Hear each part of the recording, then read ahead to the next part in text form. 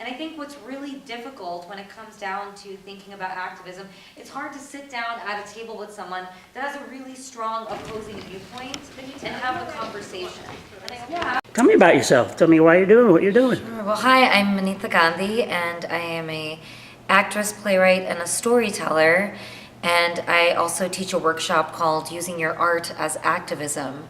And one of the reasons I developed this workshop is because through my show Motherland, which is primarily an autobiographical piece about myself and my family in India, and it's definitely a piece that speaks to the culture of silence surrounding sexual violence, I found that I was able to tell my story and to use it to help others. And the reason I like to have this workshop called Using Your Art as Activism is I think, we think about art using our creative ability and our expression and our imagination, and then we think about activism and creating social change or political change or maintaining policy that is working for our society. And I think what happens is there's so many emotions and there's so many opposing views about policies and political and social ideas right now that it's hard to sit down at a table with someone that has an opposing viewpoint and really have the conversation. And I say conversation because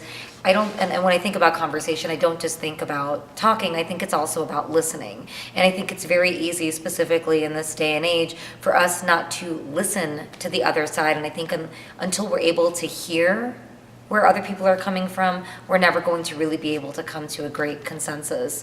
And so by using art as activism, it allows us to sit down at the table because it offers an objective viewpoint. Because when we're watching a play, which is the way I have chosen to use art as activism, we're not feeling personally attacked, so we're able to look at an issue in a different kind of way and accept it and formulate our own opinions without being attacked. So that's why I think it's really powerful, and I think we can do it in many different ways. I think everything comes from a story. We naturally want to be active about a certain topic because of a personal relationship that we have, whether it's clean water, whether it's working to help rescue animals, whether it's for adoption, whether it's for sexual violence, whether it's for women's rights in other ways. I think that we all have personal ties to issues, and that's what draws us to them.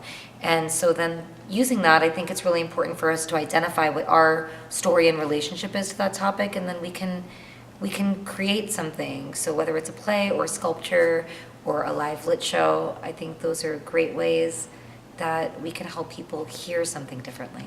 Thank you. And then activism.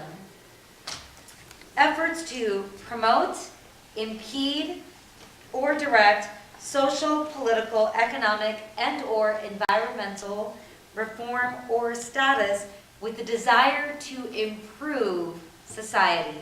This is my favorite definition of activism because I think the bottom part of it is really important, right?